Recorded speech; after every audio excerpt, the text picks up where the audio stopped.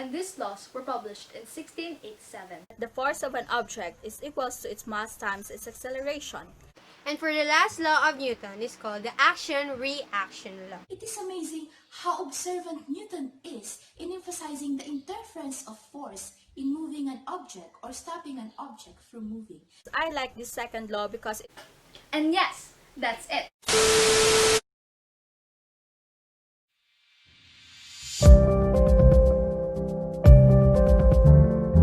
There are two opposing views that describes how the universe works. First is that the universe is a well-defined objective reality, and second is that it is continuously and flexibly changing. However, there are sides that argues both of these worldviews. Thus, what we really need to know is how the patterns of nature can be understood. Let's begin to discuss the laws were created by Newton, and these laws were published in 1687. The first law was the law of inertia. A body continues in a state of uniform rest or motion unless acted upon by an external force. For example, if you roll a ball, it will continue rolling unless friction or something else stops it by force. the second law of Newton is the law of acceleration. It states that the force of an object is equal to its mass times its acceleration. One example is the pushcart in the grocery store. It is easy to push the cart if it is empty, but when it is loaded of stuffs, it becomes heavy. Therefore, it explains that force makes the object move. The heavier the object, the more force you need to make it accelerate. And for the last law of Newton is called the action-reaction law. This law says that for every action, there is an equal and opposite reaction. For example, action-reaction makes it possible for birds to fly. The wings of the bird pushes the air downwards, and the air pushes the bird upwards in turn.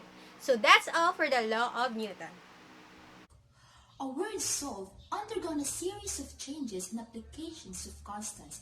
It is implied to find a formula that describes how the system works. But why did people search for formulas? Because it can be an approach to know what kind of motion might occur. Just like in Newton's law of motion, he pursued this insight that the changes in nature can be defined through mathematical process, just as the forms in nature can be described through mathematical things. Truly, mathematics effectively grip and interpret those patterns, and we are starting to understand nature in its own terms. And yes, that's it. We finished discussing all the Newton's law.